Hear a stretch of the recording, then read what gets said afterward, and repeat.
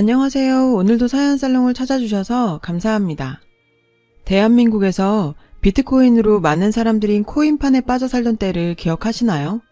코인 열풍은 단지 남들 일이 아니었어요. 코인에 빠져버린 시어머니와 둘째 동서와의 말도 못할 갈등을 겪은 사연을 말해볼까 해요. 어릴 때부터 딱히 도전의식도 욕심도 없이 중간만 가자는 삶의 신조대로 정말 평범한 삶을 살아온 저는 공부도 남들만큼 하고 노는 것도 남들만큼. 참 누가 보면 심심 그 자체의 아이였죠. 직업을 선택할 때도 누가 봐도 가장 무난한 공무원이 된 것도 다 그런 성격 때문이었어요. 물론 공무원이 되려고 했을 때는 공부 정말 열심히 했습니다. 눈에 띄는 것도 별로 좋아하지 않고 어쩌면 소심하기도 한 제가 유일하게 적극적으로 즐기는 취미생활이 있었는데 바로 스킨스쿠버였어요. 남들이 보면 네가? 소리를 들을 정도로 어울리지 않는 취미생활이었지만 바닷속에 들어가면 뭔가 마음도 편안해지고 해방감도 얻을 수 있어서 20살 때부터 즐겨오던 취미였거든요. 공무원 생활하면서도 꾸준히 스쿠버 동호회 활동도 열심히 했는데 그곳에서 신입회원으로 들어온 한 남자를 만나게 되었어요. 신입회원으로 소개받은 그는 훤칠한 키에 떡 벌어진 어깨, 어떤 여자가 봐도 호감을 가지만한 훈남이었고 동호회의 많은 여자 회원의 관심을 한몸에 받는 사람이었어요. 그의 주변에는 항상 많은 사람이 모였고 신입 회원임에도 불구하고 이미 동호회에 들어온 지 오래된 사람처럼 잘 어울렸어요. 동호회에서는 2달에 한 번씩 바다 청소도 하고 스쿠버 다이빙도 즐기는 모임을 속초에서 가졌어요. 그도 가입 후 처음으로 바다로 나오게 되었는데 당연히 초보일 거라고 생각했던 그는 저보다도 훨씬 능숙하게 바다를 누볐고 그 모습에 다른 회원들도 놀라는 눈치였어요. 그렇게 시작된 바다 청소 다이빙은 바닷속 아름다운 풍경도 보면서 바다 쓰레기 청소도 할 수 있어요. 저희 다이버들에게는 취미생활을 하면서 봉사활동도 할 수 있는 시간이라 굉장히 뿌듯하게 생각합니다. 그 남자와 파트너로 함께 들어가게 된 바다에서 욕심이 과했던 걸까요? 바닷속 풍경에 빠져 그에 올라가라는 신호를 보지 못한 저는 순간 어지러움을 느끼게 되면서 급격히 수면 위로 올라오게 되었어요. 처음 경험해보는 잠수병에 놀라긴 했지만 약간의 어지러움만 있을 뿐 큰 이상은 없어 배 위에서 누워 있었어요. 제 파트너였던 그는 저에게 본인 이야기를 들려주더라고요. 본인도 3년 전 스킨스쿠버 하다 잠수병 때문에 크게 고생했다며 정말 천만다행이라며 파트너였던 본인이 제대로 신호하지 못해 벌어진 일이라고 사과했어요. 주변에 많은 사람들로 인해 대화 한번 제대로 못했던 저희가 예상치 못한 사고로 이런저런 얘기를 나누게 되면서 서로에 대해 조금은 알게 되었어요. 그 역시 저와 같은 공무원이었던 겁니다. 그 부분도 동질감을 가지게 됐죠. 공통된 취미생활로 자연스럽게 만남이 잦아졌고 혈기왕성한 젊은 남녀의 잦은 만남은 곧 결실을 이루게 됐어요. 저와는 조금은 다른 성향을 가졌던 그에게 끌렸던 저는 어디서 용기가 났던 건지 고백했거든요. 저희는 사귀게 되었고 6개월간의 짧은 연애 끝에 결혼하게 됐어요. 3형제 중 첫째였던 남편이 결혼을 조금 늦게 해서 저는 결혼과 동시에 2명의 동서를 얻게 되었는데 가장주부였던 동서들은 결혼 후에도 일하고 있는 저를 부러워했고 저는 시어머니의 사랑도 한몸에 받았어요. 저 역시 맏며느리이자 손윗동서로서 최선을 다하다 보니 동서들과 같이 여행도 갈 정도로 좋은 관계를 유지했어요. 그 일이 있기 전까지는 말이죠. 그렇게 시간은 흘렀고 결혼 5년차였던 어느 설날 오랜만에 온 가족이 다 모여앉아 두런두런 이야기를 나누는데 둘째 동서는 요즘 핫한 투자가 있다며 가족들에게 소개하더라고요. 그때까지만 해도 그 이야기가 어떤 파급 효과를 몰고 올지는 생각도 못했어요. 사실 저는 일확천금이란 건 허황된 생각이라고 생각하고 살아온지라 동서의 말을 흘려들었었거든요. 그 후 대한민국은 비트코인 투자 열풍이 불게 되면서 뉴스는 온통 코인 이야기로 도배되고 인생 역전을 꿈꾸는 사람들의 코인에 대한 투자들이 이어졌어요. 그리고 그의 수혜자가 저희 집에도 있었는데 바로 설에 투자를 권유했던 둘째 도련님네였어요. 연초에 사둔 비트코인이 급격하게 오르면서 상당히 큰 돈을 벌게 됐던 거죠. 역시 돈이 최고인가요? 가족 모임에서 만나게 된 둘째 동서의 모습은 그야말로 완전 다른 사람이 되어서 나타났습니다. 명품 가방, 명품 옷, 명품 신발. 온몸에 수백원 두르듯한 모습이었고 바뀐 옷차림만큼이나 저에 대한 태도도 많이 달라졌어요. 동서, 오랜만이야. 보기 좋아졌다. 투자한 거 많이 올랐다면서? 축하해. 형님, 뭐 얼마 벌지도 못했어요. 앞으로 훨씬 더 많이 벌 텐데. 형님도 이 기회에 한번 사봐요. 아니, 난 이런 거 투자하는 거 무서워서 난 그냥 구경이나 할게. 역시 공무원이야. 뭐 그러시던가요. 역시 공무원? 이건 무슨 말인지 항상 저에게 싹싹하게 굴던 둘째 동서는 뭔가 모르게 달라졌고 시어머니 역시 돈 많은 둘째 며느리를 감싸고 도셨는데 첫째야, 너도 둘째 좀 본받아서 투자도 하고 그래야지. 공무원 월급 그거 얼마나 된다고 모아서 뭘 할 수 있겠니? 자고로 재테크를 잘해야 부자가 될 수 있단다. 우리 둘째처럼.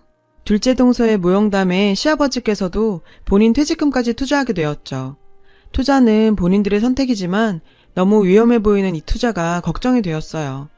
제 걱정과 달리 비트코인은 하늘 높은 줄 모르고 치솟았고 둘째 동선에는 건물을 산다는 소리가 들릴 정도로 큰 부를 축적했어요. 솔직히 정말 부럽더라고요. 나도 그때 동서 말 듣고 한번 투자를 해볼 걸이라는 생각이 들 정도로요. 하지만 여전히 큰 욕심 부리는 건 사치라고 생각한 저희 부부는 아파트 중도금 갖는 것만으로도 빠듯해서 투자할 만한 자금 마련할 여유도 없었거든요. 시아버지 생신날 저는 월차까지 내고 아침부터 잔치 음식 준비를 한다고 정신없는 시간을 보내고 있었는데 둘째 동서는 코빼기도 비치지 않았고 시어머니께서도 연신 휴대폰만 바라보며 코인 가격을 체크하고 계셨어요. 셋째 동서도 비트코인 투자를 시작한 듯 보였고 어머님과 연신 코인 이야기를 나눴죠. 뭔가 저만 다른 나라에 와 있는 기분이 들더라고요. 저녁이 되자 하나 둘씩 가족들이 오기 시작했고 둘째 동서도 그제야 얼굴을 내비쳤어요.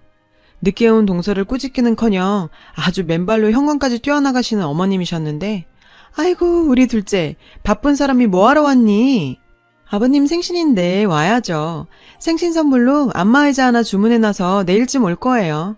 아이고 뭐하러 선물까지. 네 덕분에 퇴직금 투자한 거 벌써 4배나 올라서 우리가 선물해도 모자랄 판에.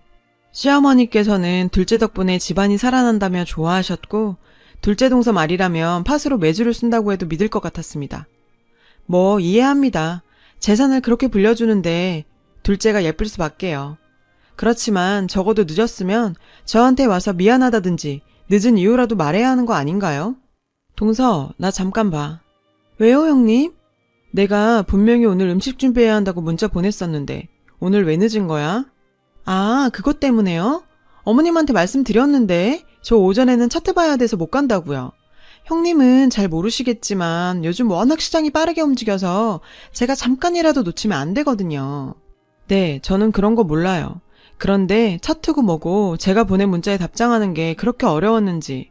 동서, 내 문자 받았잖아. 그럼 나한테 못 간다고 얘기를 해야지.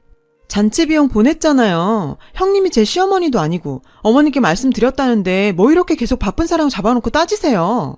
뭐? 동서 왜 이렇게 사람이 달라졌어? 제가 달라지긴 뭐가 달라져요. 오히려 형님이 제가 돈 좀 버니까 배 아파서 이러시는 것 같은데 그러길래 제가 투자하라고 했을 때 쓰면 얼마나 좋아요. 그깟 공무원 월급 얼마나 된다고 돈 벌 기회를 줘도 못 받아먹으면서. 에휴, 뭐? 동서 진짜 무슨 말을 그따위로 해. 뭐 제가 틀린 말 했어요? 이번에 우리 그이 벤츠 뽑았는데 아주버님 그 나이 먹도록 아직 아반떼 타고 다니시죠? 저희 수빈이 미국 조기 유학도 준비하고 있는데 준석이는 필리핀이나 보낼 수 있으세요? 시어머니건 셋째 동서건 다 연락 와서 투자 잘해서 지금 3-4배씩은 다 벌었는데 형님 혼자 뭐 그리 대단한 신념인지 부러우면 부럽다고 말을 해요. 주방에서 동서와 저와의 다툼 소리를 듣고는 시어머니께서 주방으로 오셨는데 지금 둘이 뭐 하고 있니? 첫째야, 내가 오지 말라고 했다. 아무리 손윗동서라도 이렇게 사람 불러서 혼내고 하면 되겠니? 정말 어처구니가 없었어요. 누가 혼을 냈다는 건지 오히려 동서한테 훈계받은 건 난데 말이죠. 아니 어머님 그게 아니라 됐고 너 일 다 했으면 집에 가라. 괜히 좋은 날 집안에 분란이나 일으키고. 둘째야 괜찮니? 시어머니의 차디찬 눈빛을 받으면서 저는 그 길로 집으로 왔고 곧이어 남편도 아들과 함께 집으로 돌아왔습니다. 집으로 들어오는 남편과 아들을 보자 저는 꾹 참았던 눈물이 쏟아졌어요. 여보, 미안해. 내가 그때 동서 말 듣고 투자만 했어도 당신도 벤츠 타고 다닐 수 있고 우리 준석이도 유학도 보낼 수 있는데 내 고집 때문에. 집에 오면서 곰곰이 생각해보니 동서가 싹수 없이 말해서 그렇지 제 신념 따위 조금만 꺾어놨으면 남편이나 아들에게 더 좋은 환경을 제공할 수 있었을 텐데 라는 생각을 하니 가슴이 찢어질 것 같았어요. 아니야 여보, 나도 순간 혹하긴 했는데 그런 위험한 투자가 결말이 좋은 것도 못 봤어. 우리는 우리 주제에 맞게 차근차근 모아서 살면 되는 거야. 남편은 저를 이해해 주더라고요. 오히려 다독였죠. 아들과 얘기하다 알게 된 사실인데 시아버지 생신날 제가 집을 뛰쳐나가고 남편은 둘째 동서네에게 아주 크게 화를 내고 돌아왔다고 들었어요. 그래도 내 편이 있다는 생각에 마음이 든든해졌습니다. 시간이 흘러도 비트코인 열풍은 잠잠해질 줄 몰랐고 둘째 동서뿐 아니라 시어머니와 셋째 동서까지 비트코인에 빠져들었죠. 공무원 사회에서도 비트코인은 가장 핫한 이슈였어요. 아, 어떡하냐. 이번에 적금 깨서 들어갔는데 완전 폭락했네. 마누라한테 걸리면 이거 큰일인데. 김 과장님, 무슨 일 있으세요? 코인 완전 폭락해서 폭락. 나 이제 완전 조진 것 같은데. 회사에서도 비트코인 폭락 소식은 최대 이슈였어요. 정말 며칠 동안 회사에서는 한숨 소리만 들릴 정도였거든요. 내 주변에서도 이렇게 많은 사람이 코인을 하고 있었구나. 새삼 실감나는 순간이었어요. 어차피 내일도 아니고 대수롭지 않게 생각하고 있었는데 시어머니께 전화가 왔고 저와 남편을 집으로 부르시더라고요. 그곳에는 둘째와 셋째 내외가 모두 모여 있었어요. 얘야, 저번에는 내가 미안했다. 그때 내가 좀 흥분한 것 같다. 갑자기 저에게 사과를 하시는 시어머니와 옆에는 뭔가 바라는 눈빛으로 저를 바라보는 둘째 동서가 있었는데요. 형님, 저도 저번에는 제가 실수했어요. 정말 죄송해요. 그런데 다름이 아니라 이번에 코인이 많이 떨어져서 현금 자산이 많이 없어서 그런데 그 형님하고 아주버님 공무원이시잖아요. 그 공무원 대출 좀 받아서 빌려주시면 한 다음 주 정도면 충분히 제가 갚아드릴 수 있는데 좀 빌려주세요. 이자는 잘 쳐드릴게요. 그래. 힘들 때는 돕고 살아야지. 너희가 공무원이어서 얼마나 다행인지 모른다. 이번 기회에 너희도 제대로 투자 한번 해서 떵떵거리면서 살아봐야지. 코인이 떨어졌을 때가 진정한 기회라며 저희에게 공무원 대출을 받아서 빌려달라는 둘째 부부와 시어머니였어요. 진짜 할 말이 없었어요. 어머님, 정신 좀 차리세요. 아직까지 손해 안 보셨잖아요. 이제 빼세요. 버실 만큼 벌었잖아요. 욕심내지 마시고요.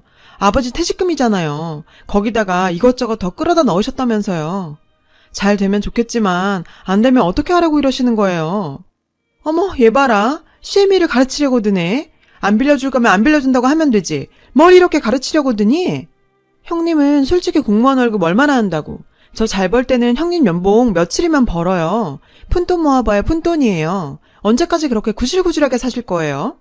그래, 난 이렇게 살련다. 그 푼돈 모아서 아파트 샀고 코인만큼은 아니지만 아파트 가격도 잘 오르고 있고 나름대로 우리 준석이 유학자금도 모으고 있어. 우리는 이렇게 만족하고 살 테니까 돈을 벌든 말든 너희 알아서 해. 코인은 언젠간 다시 오른다는 둘째 동서의 말과 달리 매일 폭락을 거듭했는데요. 시어머니도 거듭된 폭락에 아버님 퇴직금까지 날려버렸고 셋째 동선에도 인생 한번 바꿔보겠다고 전세까지 빼서 비트코인에 올인해버렸고요. 물론 가장 심각한 건 둘째 동선이었죠. 코인이 대박나자 도련님께서는 회사까지 때려치우고 집에서 전업투자를 시작했고 욕심은 욕심을 불러왔어요. 한때 작은 건물 하나 살 만큼 벌었던 둘째네는 거듭된 재투자와 대출을 끌어다 쓰다가 결국 비트코인의 폭락과 함께 빚만 잔뜩 남았죠. 참 사람 마음이란 게 화장실 들어갈 때랑 나올 때가 다르다더니 시어머니 둘째 셋째까지 서로 물고 뜯으면서 싸우는 모습이 참 한심하더군요. 둘째야 어떻게 할 거냐. 네 말만 믿고 투자했는데 네 시합이 퇴직금이며 다 날렸다. 너희가 어떻게 보상을 좀 해줘야겠다. 둘째 형님, 저희는 형님만 믿고 전세 빼서 넣었는데 이제 어떻게 하실 겁니까? 참 너무들 하시네. 그거 돈 벌었다고 나한테 한 푼이라도 주기라도 했어요? 돈 버는 건 자기들이 벌고 이러니까 나한테 왜 덮어씌우려고 하세요? 진짜 염치도 없으시네. 둘째 말도 틀린 말은 아니었죠. 투자는 본인 선택으로 하는 거지 누굴 믿고 하는 건 아니죠. 하지만 그렇게 무조건 오른다며 이 돈 저 돈 다 끌어들이더니 이제 와서 상관없는 일이라는 둘째 동서도 참. 자기 남편 벤츠 탄다며 제 남편 아반떼 타는 거 조롱하더니 빚 갚는다고 집이며 차며 다 팔았다고 하던데 참 그건 쌤통이다 싶었어요. 이번에 적금 탄 걸로 남편 차 산타페로 바꿔줬는데 외제차는 아니었지만 남편은 우리 주제에 맞게 꼬박꼬박 돈 모으다 보니 좋은 차도 타본다며 좋아하더라고요. 제 연봉 정도는 일주일이면 그냥 벌 수 있다던 둘째 동서는 지금 목욕탕에서 청소일하고 있다고 합니다. 시어머니와 대판 싸우고는 명절에도 집에 안 찾아오는데요. 시어머니도 정말 염치도 없이 이제 와서 맏아들 부부가 공무원이라 참 든든하다며 저희 부부만 믿겠다네요. 저희 부부는 그럴 생각이 없는데 말이죠. 요즘에도 남편하고 그때 우리도 비트코인 투자했으면 어떻게 됐을까 생각하곤 하는데요. 몇 번을 생각해봐도 저희라고 돈 앞에서 별 수 있었나 싶어요. 투자 자체를 잘못됐다고 생각하진 않지만 인간의 욕심이란 건 멈출 수 있는 부분이 아니라고 생각하거든요. 사람이 가진 그릇에 따라 담을 수 있는 물이 정해져 있다는데 투자하고 사업하고 아무나 하는 것도 아닌 것 같네요. 저희 부부는 평범하게 1년에 한 번씩 동남아 여행 가서 사랑하는 남편 아들과 좋아하는 스킨스쿠버 하면서 평범한 삶을 가진 것에 감사하면서 살고 있습니다. 삶은 누구한테나 소중한 거니까요. 어려운 일들이 많지만 여러분도 평범함 속에 행복한 삶 살고 계셨으면 좋겠습니다. 제 사연 들어주셔서 감사해요. 여러분, 사연 댓글에 응원과 현명한 조언 부탁드려요. 좋아요와 구독은 저에게 큰 힘이 됩니다. 오늘도 좋은 일 가득하세요.